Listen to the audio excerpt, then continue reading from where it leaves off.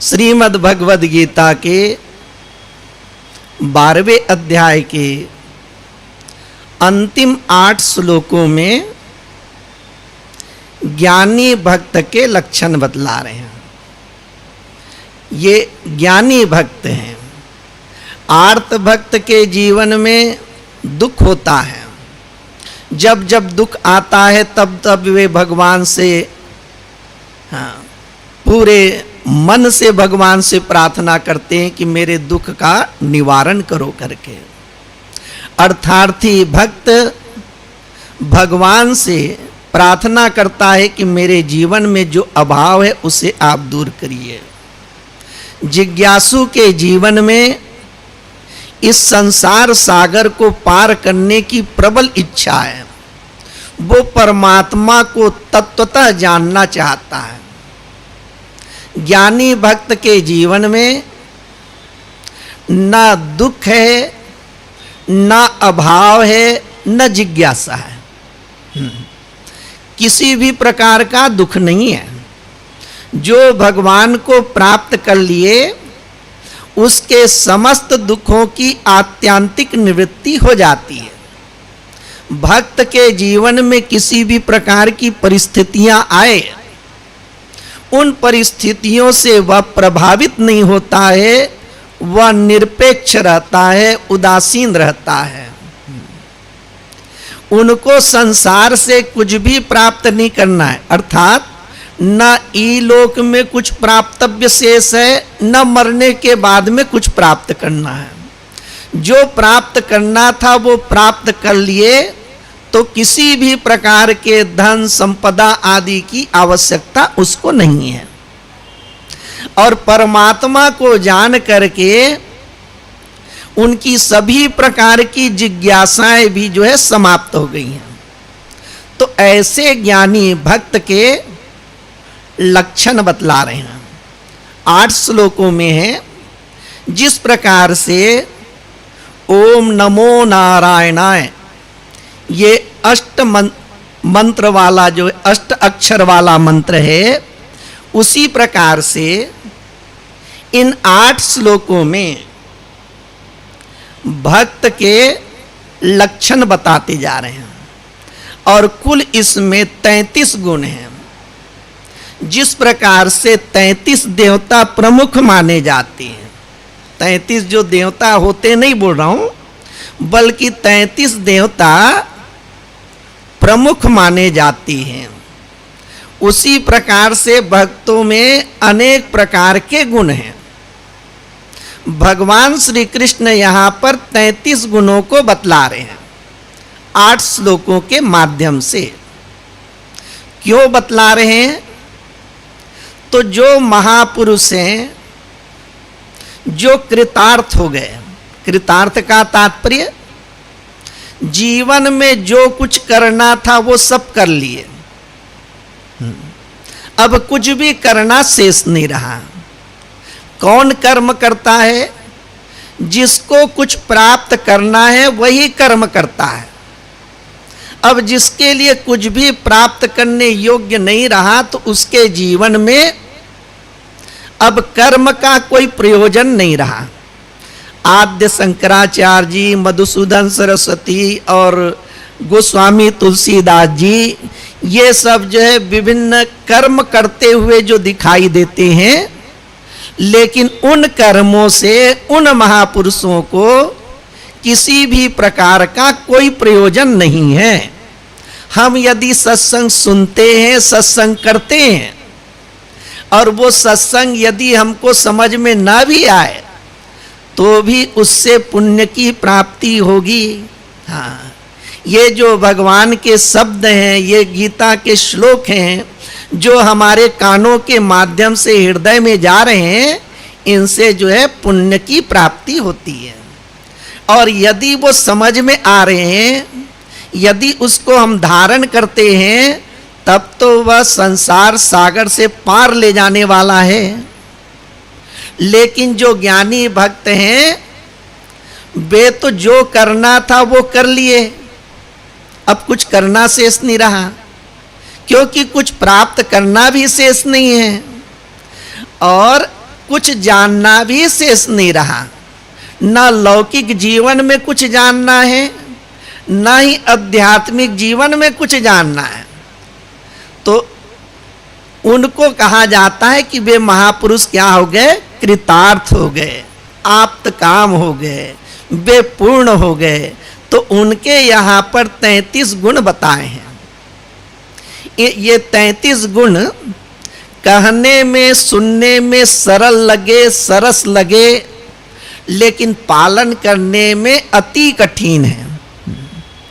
और ये गुण उन महापुरुषों का स्वाभाविक गुण है। जैसे सामान्य व्यक्ति अपने आप को संयमित करके नम्रता से व्यवहार करता है, लेकिन ये महापुरुष कैसे कि उनका स्वभाव बना हुआ है। सामान्य जो व्यक्ति है वो सावधानी रखते हैं कि मेरे जीवन में कहीं अहंकार ना आ जाए, लेकिन ज्ञानी भक्त कैसा है? वो निरहंकारी है, उसमें अहंकार का लेस मात्र नहीं है। तो ये जो गुण बतला रहे हैं उसका एक प्रयोजन यह है कि उन गुणों को हमें जो है अनुकरण करना है। महापुरुषों के, कृतार्थ महात्माओं के जो स्वाभाविक गुण हैं वे साधक के लिए अनुकरणीय हैं। यदि उसका अनुकरण करें तो हमें भी जो है उस परमात्मा की प्राप्ति होगी, या भक्ति की प्राप्ति के लिए ये गुण जो है सहायक हैं। दूसरा प्रयोजन है, संसार में बहुत से संत हैं। अब इन संतों में हम कैसे जाने कि ये सिद्ध हैं, ये सचमुच में ज्ञानी भक्त हैं, या ये योगी हैं, या फिर जो है ये ब्रह्म ज्ञानी है, कैसे जाने? तो इन गुणों के आधार पर, अपने जो है सामर्थ्य के आधार पर हम उस महापुरुष को समझने की चेष्टा कर सकते हैं। लेकिन ये आवश्यक नहीं है कि श्रीमद् भगवद गीता के इस अध्याय में जो महापुरुषों के गुण बताए हैं इनको लेकर के हम जो है किसी महापुरुष को पहचान लेंगे, ऐसी बात नहीं है। जैसे जो है दत्तात्रेय जी हैं, अवधूत स्थिति में हैं, महात्मा जड़ भरत हैं, ब्रह्मज्ञानी हैं, उनको भी उसके माता पिता नहीं पहचान सके। तो इन गुणों के द्वारा यदि हम किसी महापुरुष को पहचान लेंगे, ऐसी मान्यता रखना जो है वो ठीक नहीं है। और किसी महापुरुष में इस प्रकार के गुण न दिखाई दे और लोक में यदि प्रसिद्ध है कि वो ब्रह्मज्ञानी है, तो हमें ऐसा नहीं मान लेना चाहिए कि लोग उसके प्रति जो है मिथ्या धारणा रखें, ऐसे नहीं सोच लेना चाहिए, क्योंकि हमारी दृष्टि, हमारा अवलोकन जो है गलत हो सकता है। तीसरी बात है, जब ऐसे महापुरुष का सानिध्य प्राप्त हो तो उनके साथ में हमारा व्यवहार कैसा हो। जो परमात्मा को प्राप्त कर लिए वह व्यक्ति फिर सबके लिए पूजनीय हो जाता है। हाँ, वो सबके लिए पूजनीय हो जाता है। इस कारण से उसके साथ में समान व्यवहार नहीं, मित्र जैसा व्यवहार नहीं, बल्कि उसके साथ में आदर पूर्वक व्यवहार करना चाहिए। तो ये तीन बातें हैं। एक तो यह है, महापुरुषों के गुण साधक के लिए अनुकरणीय होती हैं। दूसरा प्रयोजन है कि इन गुणों के आधार पर ऐसे महापुरुष को हम पहचानने का प्रयास करते हैं। और तीसरा है, ऐसे महापुरुष के साथ में सम्यक व्यवहार, यथोचित व्यवहार करना चाहिए। तो ये सर्वप्रथम जो गुण बतला रहे हैं वह है अद्वेष्टा सर्वभूतानाम। 33 गुणों में सर्वप्रथम जो गुण बतला रहे हैं कि संपूर्ण प्राणियों के प्रति द्वेष भाव से रहित होते हैं। श्लोक है, अद्वेष्टा सर्वभूतानां सत्यम मैत्र करुण एव च निर्ममो निरहंकार समदुःख सुखाक्षमी संतुष्ट सततं योगी यतात्मा दृढ़ निश्चयः मय्यर्पित मनो बुद्धिर् यो मद्भक्त समे प्रियः। ज्ञानी भक्त संपूर्ण प्राणियों के प्रति द्वेष भाव से रहित होता है। चाहे उसको कोई कितना भी कष्ट भी दे, उसके प्रति भी वह द्वेष नहीं करता है। भक्त प्रहलाद ज्ञानी भक्त माने जाते हैं।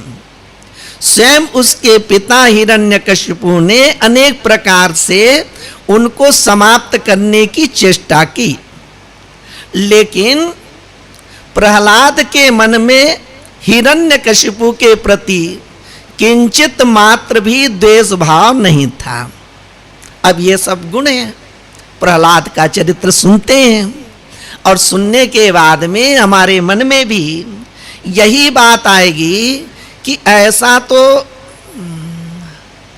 संभव नहीं तो जो है बहुत ज़्यादा कठिन है। हाँ, कि कोई जो है कष्ट पहुंचाए, कोई यहाँ तक जो है समाप्त करने की चेष्टा करे और उसके प्रति जो है किंचित भाव उसके प्रति ऐसा ना आए कि इनका मैं भी अहित करूं। सदैव जो है उसके प्रति द्वेष भाव से रहित होना या तो अत्यंत जो है कठिन जान पड़ता है। आखिर उसमें इस प्रकार की दृष्टि कैसे बनी? तो कहते हैं कि जो ज्ञानी भक्त है सबको जो है वो आत्मत्वेन दृष्टि से देखते हैं। आत्मत्वेन दृष्टि का तात्पर्य सरल दृष्टांत इसमें है, बोलते समय खाते समय कभी जो है जीभ जो है दांत से कट जाती है। अब जीभ में भी उसी प्रकार का मैपना है और दांत में भी मैपना है। दांत से जीभ जो है कट गई, लेकिन दांत के प्रति कोई द्वेष भाव नहीं आता है। ये पूरा जो शरीर है हमारा, इस पूरे शरीर में अहम भाव है। मैं शरीर हूँ, मैं शरीर हूँ। ऐसा नहीं कि हाथ में ज़्यादा है, पैर में कम है, या सिर में दर्द हो रहा है तो सिर में अहम भाव ज़्यादा है और हाथ में अहम भाव कम है। ऐसा नहीं है। हम सोए हैं और उस समय भी किसी अंग में जो है दर्द आदि होता है तो वहाँ जो है हाथ आप ही आप चले जाता है। तो पूरे शरीर में जिस प्रकार से समान रूप से अहम भाव है, उसी प्रकार से ज्ञानी भक्त का संपूर्ण प्राणियों में जो है अहम भाव होता है, जिसको कहते हैं विश्वात्मा बन गए। वो सर्वात्मा हो गए। हम कैसे? हम देह आत्मा है। हमारा जो अहम भाव है केवल शरीर तक के है। और जो ज्ञानी भक्त है, जैसे उसका जो है, जैसे हम लोगों का अहम भाव अपने शरीर में है, ज्ञानी भक्त का अहम भाव जो है सबके प्रति रहता है। हाँ, बड़े सुंदर जो है पंक्तियों के द्वारा बतलाते हैं कि यह जगत कैसा है। विश्वम दर्पण दृश्यमान नगरी तुल्यम निजांतर्गतम। ज्ञानी की दृष्टि कैसी है? जिस प्रकार से किसी महल में जो है बड़ा दर्पण रखा हो और उस दर्पण में संपूर्ण नगर के जो है वो चित्र उसमें बन रहे होंगे, प्रतिबिंब बन रहे होंगे। अब उस दर्पण में कोई जो है महल आदि तो नहीं है, केवल प्रतिबिंब है। उसी प्रकार से यह जो बाह्य जगत जो दिखाई देता है, यह सब कैसा है? यह सब कहना चाहिए आत्मचेतन रूपी जो है दर्पण में वह एक प्रकार से प्रतिबिंब के ही समान है। हाँ, जैसे स्वप्न में हम देखते हैं तो वह स्वप्न जगत, सूक्ष्म जगत कहीं बाहर से नहीं आ गया, बल्कि अपने संस्कार को ही जो है हम देखते रहते हैं। उसी प्रकार से यह बाह्य जगत कैसा है, दर्पण में जिस प्रकार प्रतिबिंब दिखाई देते हैं उसी प्रकार से है। तो जिसको इस प्रकार से सम्यक ज्ञान की प्राप्ति हो गई, यथार्थ ज्ञान की प्राप्ति हो गई, वह भला किसी से द्वेष कैसे करेगा। अच्छा, अब ये द्वेष का कैसे कैसे इसका जो है प्रभाव पड़ता है मन में। तो द्वेष ज्वलनात्मक वृत्ति है। हाँ, जो द्वेष करता है उसको भी जलाता है, और जिसके प्रति द्वेष करता है उसको भी कष्ट पहुंचाता है। तो ये ज्वलनात्मक वृत्ति है। जब द्वेष रहता है तब फिर व्यक्ति जो है बेचैन रहेगा, अशांत रहेगा। इस कारण से ये द्वेष कैसा है, सर्वथा त्याज्य है। हाँ, किसको त्याग देना चाहिए, तो द्वेष नामक जो वृत्ति है उसका त्याग करना चाहिए। और जो अद्वेष है वो आकारवान नहीं है, वो द्वेष है वो आकार वृत्ति वाला है, ज्वलनात्मक वृत्ति है। हाँ, द्वेष से द्वेष बनता है। ये कैसा है, दुगुना जो है इसमें विष है। हाँ, दुगुना विष, इसका तात्पर्य हो गया कि जो द्वेष कर रहा है उसको भी कष्ट है, उसको भी जलाएगा, उसको भी नष्ट करेगा। जिसके प्रति द्वेष है उसको भी हानि पहुंचाएगा। अब इस संसार में देखते हैं तो द्वेष से जो है वो प्रवृत्ति होती है। द्वेष से कैसे प्रवृत्ति होगी, द्वेष से सब जो है विनाश वाली ही प्रवृत्ति होगी। जैसे दुर्योधन में क्या है, तो द्वेष वृत्ति है। हाँ हाँ, और किसके प्रति द्वेष वृत्ति है, पांडवों के प्रति द्वेष वृत्ति है। पांडवों को समाप्त करने के लिए उन्होंने जो है लाक्षागृह बनाए। लाक्षागृह में गए और जो है उनको देखे कि भाई बड़ा सुंदर सुंदर महल दिख रहा है। विदुर जा करके उन लोगों को बताते हैं कि ये दिखने में बड़ा सुंदर है, लेकिन जिन जो है ज्वलनशील पदार्थों से इस मकान को बनाया गया है ना, जैसे ही इसमें आग लगाए जाएंगे तो तुरंत जो है आग भड़क जाएगी। ये सुख शांति से तुम लोगों को रहने के लिए नहीं बनाया गया है, बल्कि तुम लोगों को जो है जला करके समाप्त करने के लिए बनाया गया है। हाँ, शकुनी भी प्रसन्न है, दुर्योधन भी प्रतीक्षा कर रहा है, लेकिन विदुर एक ऐसे हैं जो पांडवों की जो है वो रक्षा करते चले जाते हैं। तो जैसे पांडवों में और कौरवों में जो लड़ाई का प्रारंभ है वह दुर्योधन का, कौरवों का जो है वह द्वेष ही है। तो ये द्वेष हाँ निकृष्ट मनुष्य के मन में रहता है, और इसी द्वेष से फिर जो है प्रारंभ होते हैं। हाँ, सब दुर्गुण आते चले जाते हैं। हाँ, गलत प्रवृत्तियां शुरू हो जाती है। फिर किसी के प्रति घृणा है, स्पर्धा है, अशांति है, निंदा है, ये सब जो है चलते चले जाते हैं। अच्छा, द्वेष होता कब है? हाँ, ये वृत्ति ऐसी है ना कि जब तक के जो है अपने आप को वो यथार्थ रूप से न जाने तब तक के जो है यह वृत्ति जो है रहेगी। हाँ, तो द्वेष सर्वात्म भाव के जो है वो अभाव के कारण से होता है। हाँ, द्वेष किससे होता है? पराये से होता है। हाँ, अभी हमने जो है दृष्टांत दे दिए दांत और जो है जीभ का, तो दांत भी अपना अंग है, जीभ भी अपना अंग है, तो दोनों के प्रति द्वेष होने वाला नहीं है।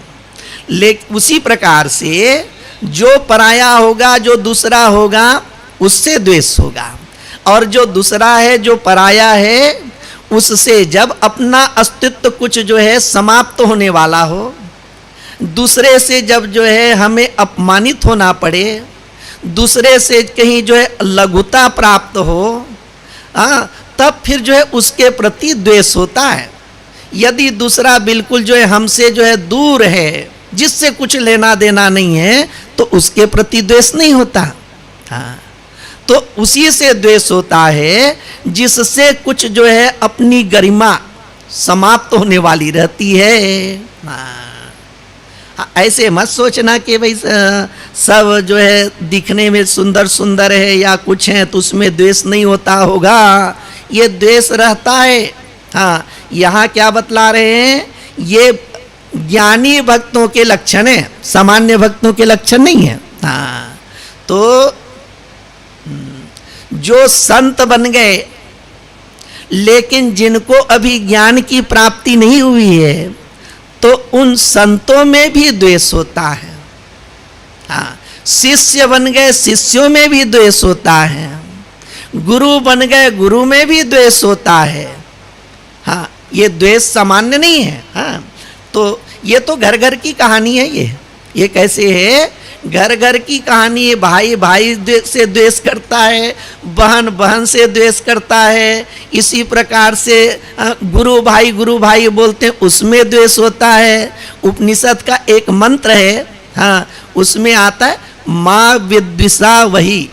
हाँ, बड़ा सुंदर शांति पाठ है। उसमें जो है प्रार्थना करते हैं कि हम जो है गुरु और शिष्य आपसे प्रार्थना करते हैं कि हम दोनों के मध्य में कभी द्वेष ना हो।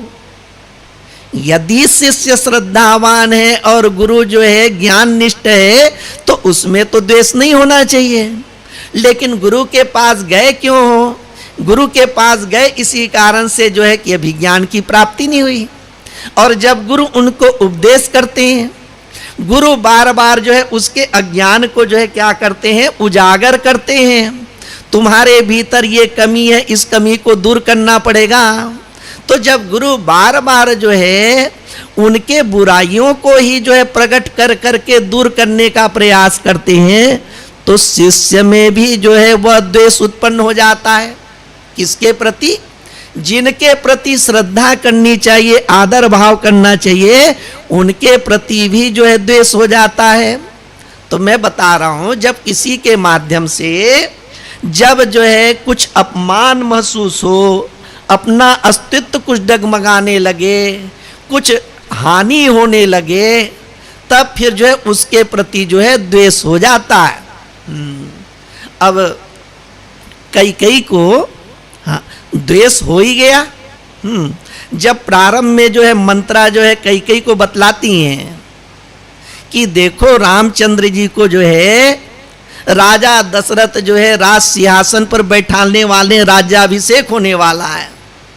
तो इस समाचार को सुन करके शुरू में प्रारंभ में कई प्रसन्न हो जाती है और कहीं तो ऐसा वर्णन है कि इतना प्रसन्न हो जाती हैं कि वह अपने गले के हार को निकाल करके दासी मंत्रा को पहना देती है। बहुत बड़ी बात है, अपने गले में जो कीमती हार है उसको एक दासी के गले में डाल देना बहुत बड़ी बात है। लेकिन मंत्रा भी कम नहीं थी वो। हाँ, वो और ज्यादा रूठ करके बोलती हैं, आपको तो ये भी पता नहीं है कि किसमें आपका हित है और किसमें जो है अहित है। हाँ, जब रामचंद्र जो है का राज्याभिषेक हो जाएगा तो कौशल्या जो है राजमाता कहलाएंगी, आप जो है कहीं के नहीं रह जाएंगे। हाँ, और जो है भरत का भी कोई सम्मान नहीं रहेगा। ये क्या बतलाने का प्रयास कर रही हैं कि ऐसा होने से आपका फिर जो है राज्य में कोई जो है पूछ नहीं रह जाएगा, कोई अस्तित्व नहीं रह जाएगा। बस यहाँ से जो है वो द्वेष प्रारंभ होता है। तो द्वेष का प्रारंभ आप समझिए कि जब कोई दूसरा है और उसके माध्यम से, उसके व्यवहार से कुछ इस प्रकार की बातें होती है जिससे जो है हमें कुछ क्लेश होता है, दुख होता है, अपमान सहन करना पड़ता है, तो वहाँ से क्या होता है, उसके प्रति द्वेष हो जाता है। थोड़ा गंभीर चिंतन भी कर लेंगे, लेकिन गंभीर चिंतन के बाद में जब तक जो है भगवत बुद्धि नहीं होगी, हाँ, तब तक द्वेष की निवृत्ति होने वाली नहीं है। हाँ, द्वेष से जो है बचा हुआ कौन है? जो समस्त जगत को जो है भगवतमय देखते हैं। सारे जगत में जो क्रियाएं हो रही वो सब कैसा है? प्रकृति का है। ऐसा जिसका जो है दर्शन हो गया ना, वही द्वेष से बच पाता है। गोविंद जय जय गोपाल जय जय।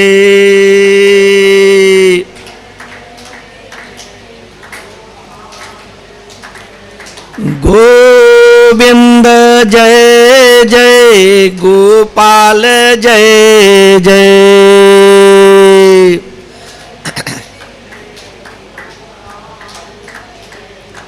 राधा रमण हरि गोविंद जय जय।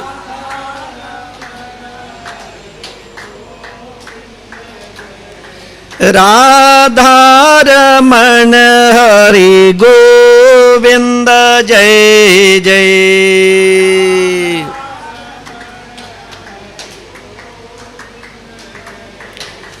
गोविंद जय जय गोपाल जय जय।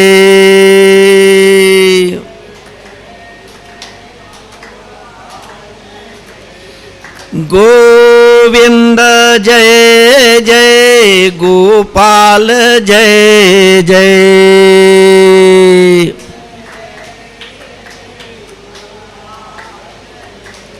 राधा रमण हरि गोविंद जय जय।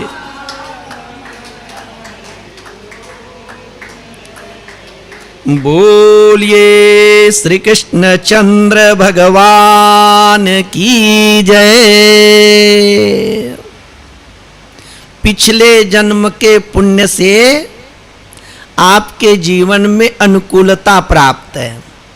अच्छा परिवार मिल गया, अच्छा शरीर मिल गया, बुद्धिमान भी हैं, हाँ, और जो है अपने पास में सब कुछ अनुकूल है। यहाँ तक का जो है आपका सौभाग्य है। लेकिन ऐसे स्थिति को देख करके दूसरे के मन में भी प्रसन्नता होगी ये आवश्यक नहीं है। दूसरी की संपत्ति को देख करके द्वेष उत्पन्न होता है, दूसरे के सौंदर्य को देख करके जो है द्वेष उत्पन्न होता है।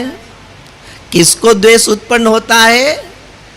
कभी कभी तो ऐसा है कि बहन को अपनी बहन से द्वेष होता है, पति को जो है अपनी पत्नी से द्वेष होता है, और उसको किस कारण से द्वेष हो रहा है उसको जीवन भर वो बतला भी नहीं सकता है वो। हाँ, एक मजबूरी भी है ना।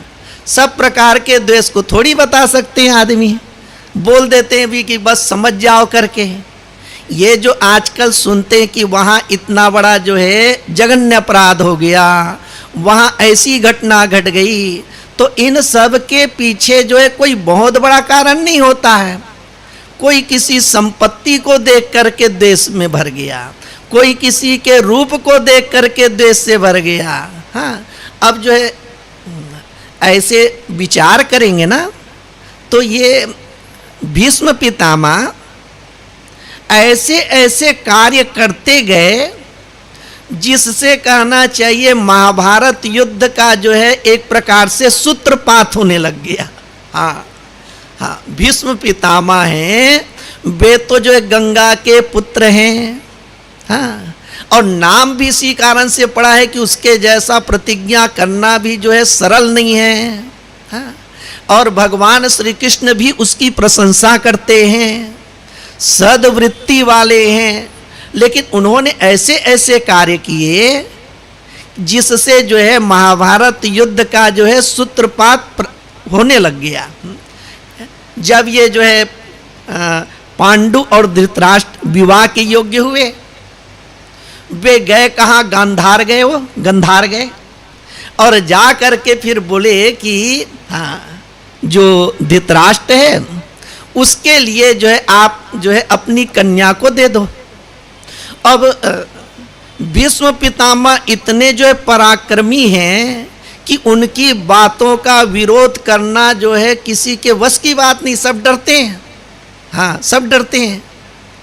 तो उसके पिता ने जो है कुछ भी इनकार कर नहीं सके ना।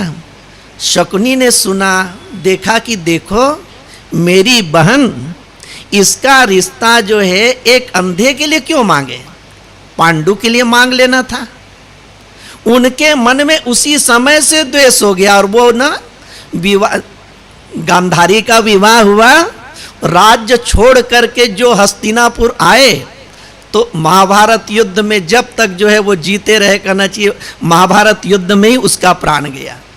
तो इस प्रकार से जहाँ से जिसके माध्यम से जो है हमारे जीवन में कुछ इस प्रकार की बातें आती है कि जिससे हमको हानि पहुंच रही है, हमारा अस्तित्व कुछ जो है दब रहा है, हमारी महिमा जो है वो कुछ उसमें कलंक लग रहे हैं, तब जो है द्वेष हो ही जाता है फिर। अच्छा, अब जिन लोग ये कहते हैं, जिनके जीवन में अनुकूलता है, बोलेंगे कि भगवान की कृपा से ना हमारे मन में किसी के प्रति द्वेष नहीं है, हम अपने आप में संतुष्ट हैं। तो क्या कहते हैं, ये द्वेष का एक भाई जो है ना वो राग है, और ये जो दोनों कैसे रहते हैं, साथ ही साथ रहते हैं। जिसमें राग है उसमें द्वेष अवश्य होगा, या ऐसे समझिए सिक्के के जो है दो पहलू हैं। एक राग है, दूसरा जो है वह द्वेष है। द्वेष क्यों हुआ, किसी के प्रति राग है, इस कारण से द्वेष हुआ। मुझे अपने शरीर के प्रति राग है, इस कारण से जो मेरे शरीर को जो है वो कष्ट पहुंचाएगा तो उसके प्रति जो है द्वेष होगा। और महापुरुष लोग तो ये बोल देते हैं कि ब्रह्म ज्ञानी को मच्छर के प्रति भी द्वेष नहीं होता है करके। किसके प्रति द्वेष नहीं होता है, मच्छर के प्रति भी द्वेष नहीं होता है। अब कुछ स्थानों में हम लोग रहते हैं तो सबसे पहले यही जो है व्यवस्था करनी पड़ती है कि मच्छर से कैसे बचे। हाँ हाँ, तो ऐसे रहता है। अब ये बड़े बड़े ब्रह्मज्ञानी उन लोगों से ऐसे प्रश्न भी करती है। हाँ, ये रमण महर्षि से एक ने प्रश्न किया कि आप कहते हैं कि सब में परमात्मा है, सब ब्रह्ममय है, तो किसी की हिंसा नहीं करनी चाहिए, तो क्या हम जो है मक्खी मच्छर को भी न मारें? तो उन्होंने बड़े सुंदर उत्तर दिए हैं कि मच्छर में भी ब्रह्म है और आप में भी ब्रह्म है, इस कारण से आप जो है अपने आप को बचाओ। हाँ, मच्छर को मारो या ना मारो ये नहीं बोले, बल्कि आप में भी ब्रह्म है तो आप अपने आप को मच्छर से बचाएं।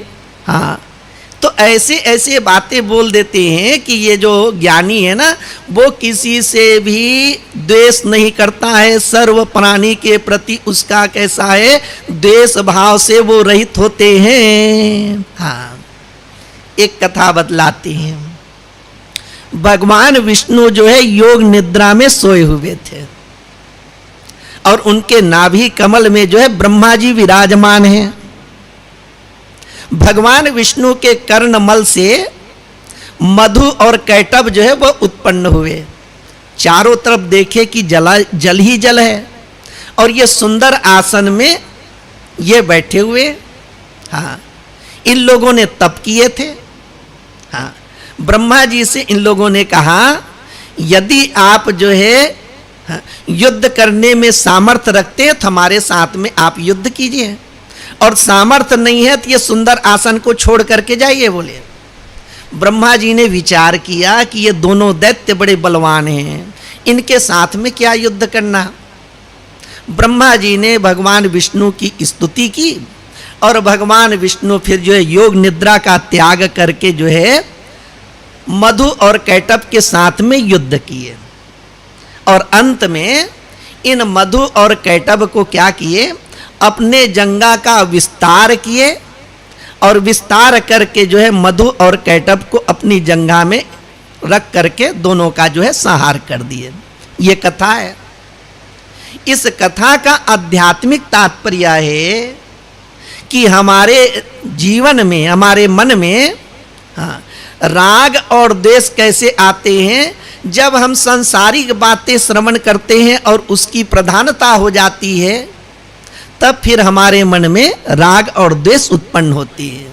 विष्णु भगवान के कान के मैल से जैसे मधु और कैटभ उत्पन्न हुए, वैसे ही ये राग और द्वेष उत्पन्न हो जाते हैं, और उत्पन्न होने के बाद ये जैसे ब्रह्मा को समाप्त करने के लिए उद्यत होती है, उसी प्रकार से जब राग और द्वेष उत्पन्न हो जाता है तो फिर विवेक नहीं रह जाता।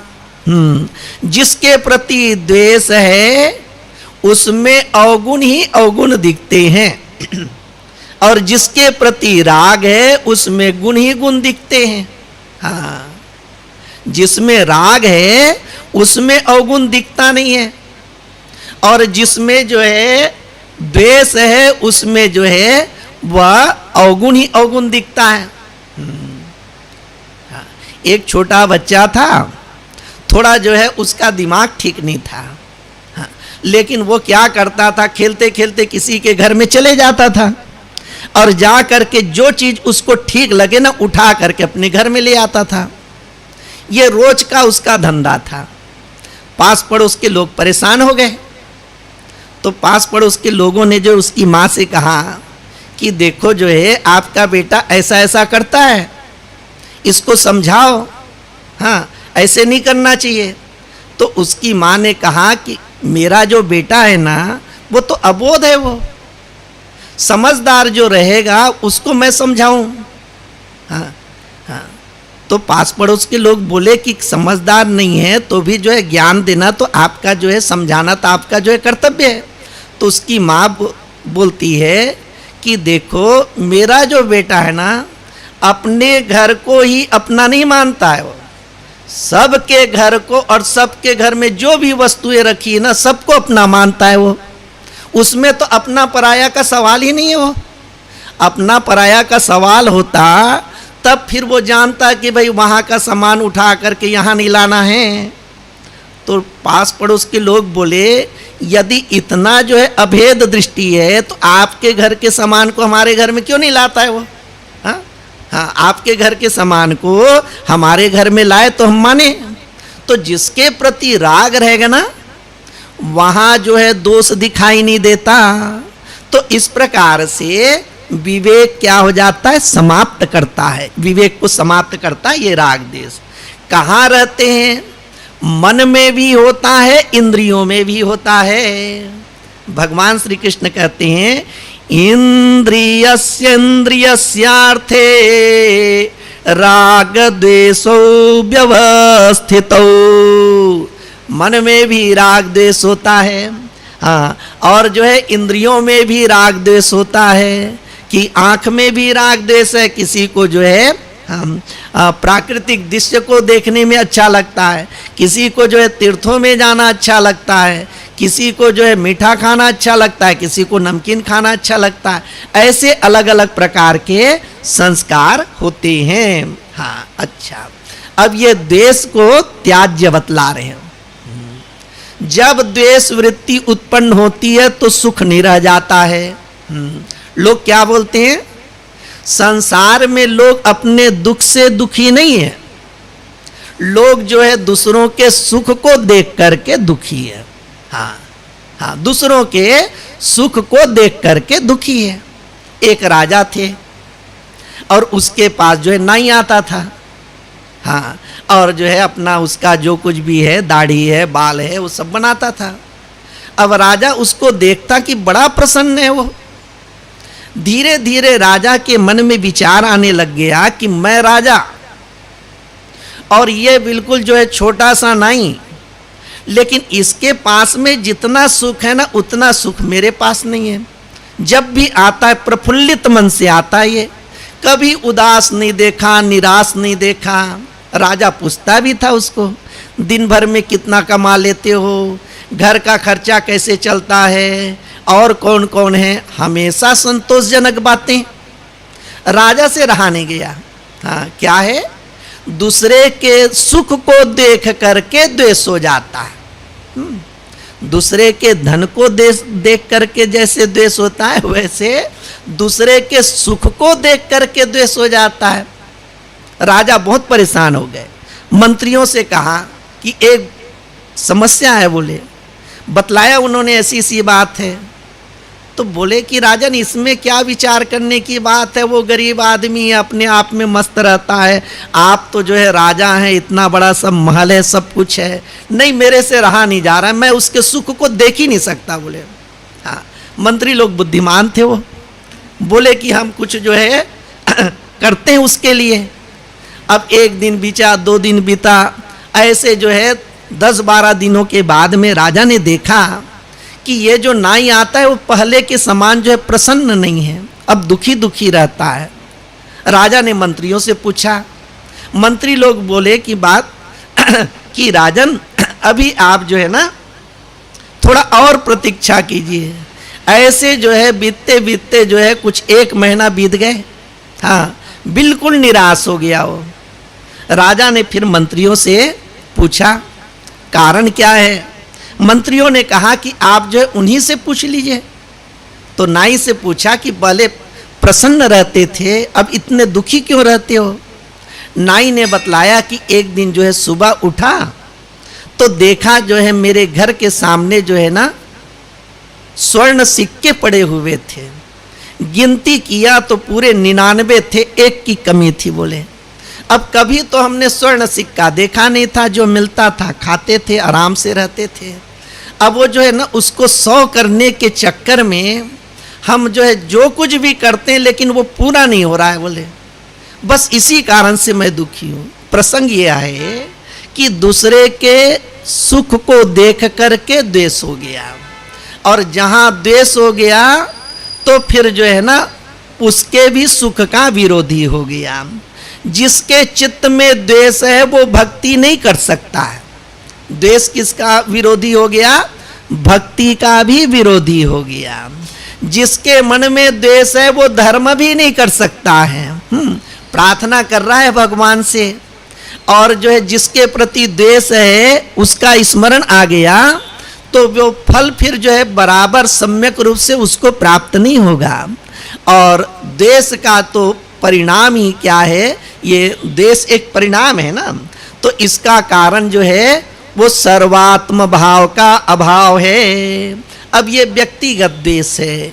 इसी प्रकार से ना सांप्रदायिक द्वेष होता है, प्रांतीय द्वेष होता है, भाषा का द्वेष होता है, राष्ट्रीय द्वेष होता है, और ये द्वेष ऐसे हैं इससे बहुत बड़े पैमाने में फिर जो है वह एक प्रकार से कहना चाहिए नरसंहार आदि सब होता है। ये देश सामान्य बातें नहीं है। तो अब इस देश को दूर करने के लिए भगवान का चिंतन वगैरह करना चाहिए, और चिंतन करते करते जो व्यक्ति इस सारे संसार को जो है माया के रूप में जान ले, जिनको सर्वत्र जो है भगवत भाव हो जाए, वह जो है सब प्राणियों के प्रति द्वेष भाव से वो रहित हो जाता है। जिस प्रकार से प्रहलाद का दृष्टांत दिए, उनको क्या समुद्र में डुबा करके मारने का प्रयास किया गया, सर्प के द्वारा डसा करके जो है मारने का प्रयास किया गया, लेकिन उसके मन में कभी भी किसी के प्रति, अपने पिता के प्रति जो है किंचित मात्र भी जो है द्वेष भाव आया नहीं। तो अद्वेष्टा सर्वभूतानां। दूसरी बात बतलाते हैं मैत्रः। ये जो भगवान के सगुण साकार के भक्त हैं, अथवा यहाँ पर आद्य शंकराचार्य जी ये भी कहते हैं जो सगुण साकार परमात्मा की उपासना करते करते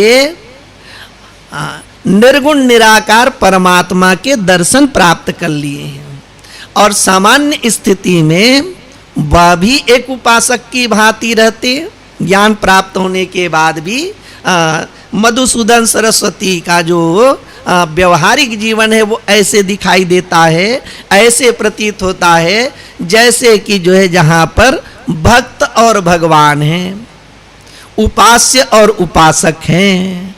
तो क्या कहते हैं, निर्गुण उपासक कैसे होते? संसार से असंग रहते हैं, न वह किसी से द्वेष करता है न किसी से मित्रता करता है। लेकिन भक्त के बारे में क्या कहते हैं, मैत्रः। वे दूसरों के साथ में कैसा व्यवहार करते हैं, वे मित्रता का व्यवहार करते हैं, मित्रता भाव वाले होते हैं। अब ये संसार में अनेक प्रकार के लोग मिलते हैं और मित्रता है भी दुर्लभ, मित्रता भाव भी दुर्लभ है, और जो है मित्र किसी का बनना या किसी को मित्र मानना वो भी दुर्लभ है। हाँ, तो जो ज्ञानी भक्त हैं उनका भाव कैसे होता है, सबके साथ में यहाँ पर बतलाया गया है। ऐसे इसका तात्पर्य ये नहीं समझ लेना चाहिए कि भाई अर्जुन ने भगवान श्री कृष्ण के साथ में मित्रता की, अर्जुन ने भगवान श्री कृष्ण के साथ में मित्रता की, या यह कहें कि भगवान श्री कृष्ण ने अर्जुन के साथ में मित्रता की। वैसा संबंध जो है दुर्योधन के साथ में नहीं है। जैसा प्रसंग आ रहा है वो शब्द को जैसा है वैसा ही मैं कह रहा हूँ, लेकिन इसका वहाँ तक अर्थ ले लेना बहुत अच्छा नहीं है। आंतरिक भाव कैसा है, सब मित्र हैं, सब मित्र का तात्पर्य हो गया ईश्वर यदि अंगी है तो सब जीव जो है उसके अंग हैं। ईश्वर जो है वह नियामक है तो सारा जगत जो है वह नियम में है।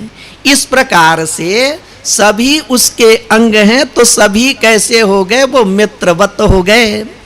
और निर्गुण निराकार परमात्मा की उपासना करने वाले लोगों में इस प्रकार की बातें नहीं होती है।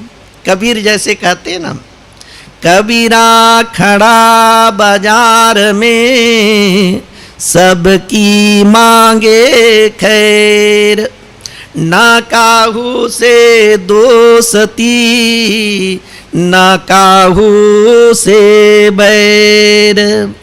वे कैसे है, ये जो है संसार में, ये बाजार रूप संसार में है, लेकिन न किसी से मित्रता है न किसी से जो है वो बैर भाव है। चाहते सभी की भलाई है लेकिन किसी से मित्रता नहीं करते, किसी से शत्रुता नहीं करते। लेकिन ये कैसे हैं, सबके साथ में जो है वो मित्र भाव रखते हैं। हाँ, उपनिषद में आता है द्वा सुपर्णा सयोजा सखाया। हाँ, एक परमात्मा है और दूसरे जो है वो जीवात्मा है। जीवात्मा को ये समझ जाना चाहिए, समझ लेना चाहिए कि एकमात्र नित्य सखा हमारे जो है वो परमात्मा ही है।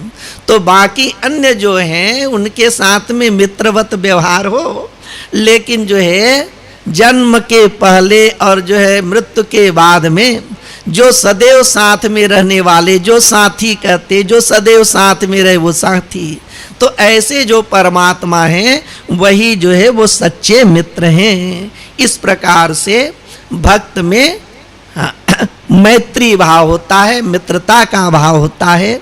भगवान अपनी लीला के द्वारा अर्जुन के साथ में, उद्धव के साथ में, सुदामा के साथ में लीला करके दिखाए हैं कि किस प्रकार से जो है भगवान उनके साथ में व्यवहार करते हैं। जहाँ ऐसा जान नहीं पड़ता है कि किसी भी प्रकार से उसमें कोई भेद हो। भगवान कैसे हैं, अमानी मान दो मान्य।